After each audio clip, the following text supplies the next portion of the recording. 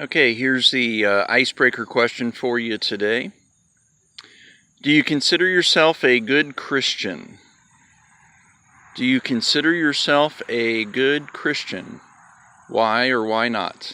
Talk about that with your group and press play when you're ready to continue with the Bible study.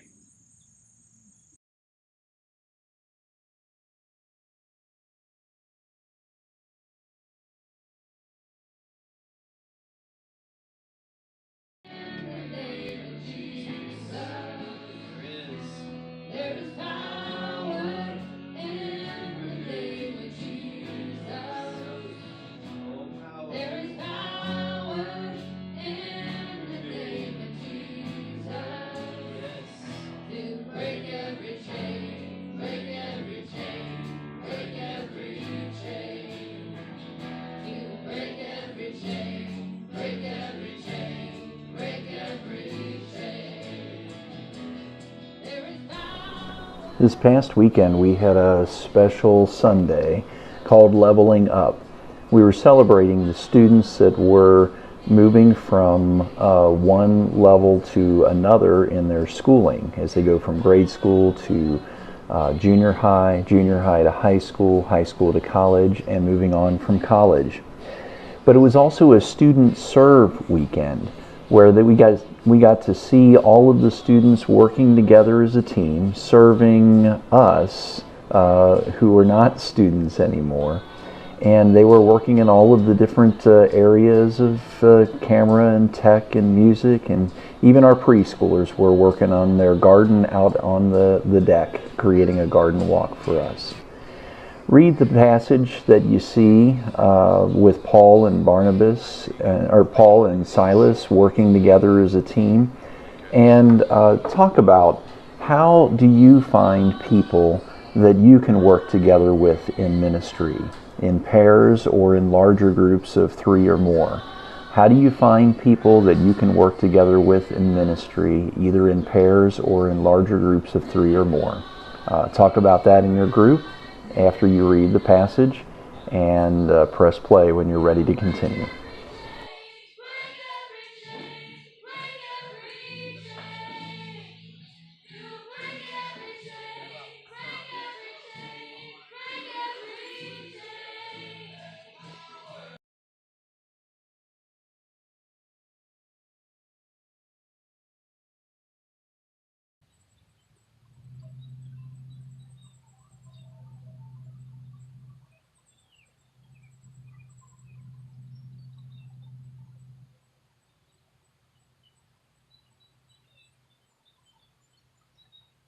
I'm just finishing some cleanup from Sunday night.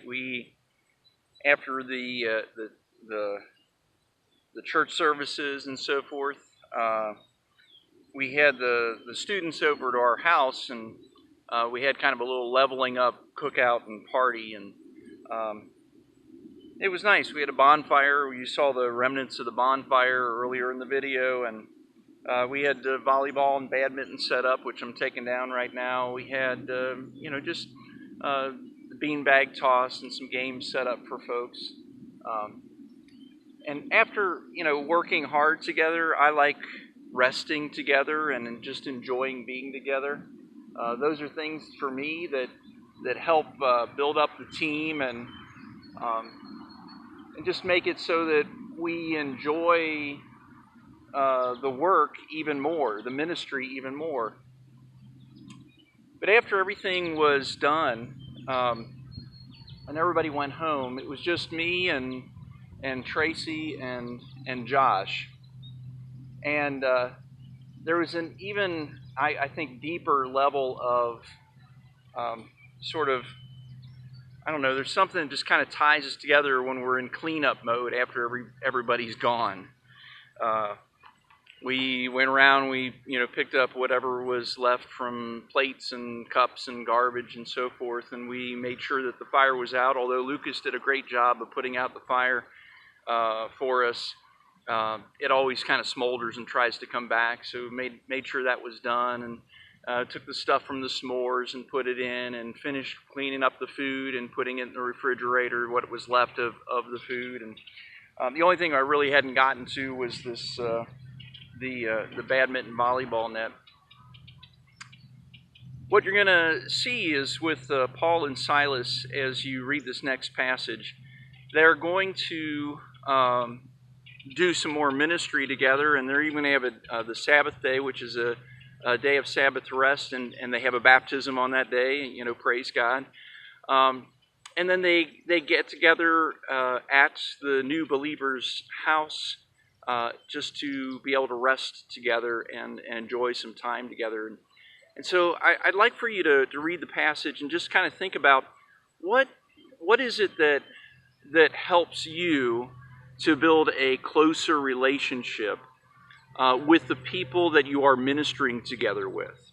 What helps you build that relationship? What takes it from a place where you're just kind of working together because you go to the same church and you're scheduled on the schedule, to a place where you're really friends, you're a team, you want to work with that person, you like being together in ministry with each other. So read the passage, talk about that a little bit at your table, and then when you're ready to move on, you can press play.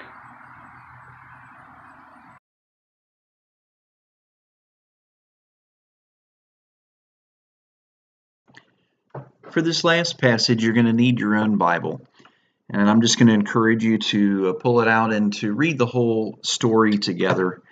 What we're going to find is that Paul and Silas and Luke, because he is now including himself in the narrative at this point, that they are all working together as a team. Things get pretty crazy and hectic, and they end up in jail, but it doesn't stop them from focusing on God. It doesn't stop them from worshiping God, and it doesn't stop them from reaching out. They continue to be God's team, doing what God calls them to do, their part in God's plan. And so read the story and then talk about that as you go to prayer time today. How can you reach out together this week with someone else? How can you as a group or as a team reach out together this week? And on an ongoing basis, how can you continue to reach out as well? Pray for one another, spur one another on to love and good deeds. Know that I'm praying for you as well, thanking God that we are on the same team, working together towards God's purposes, living out God's mission in our lives.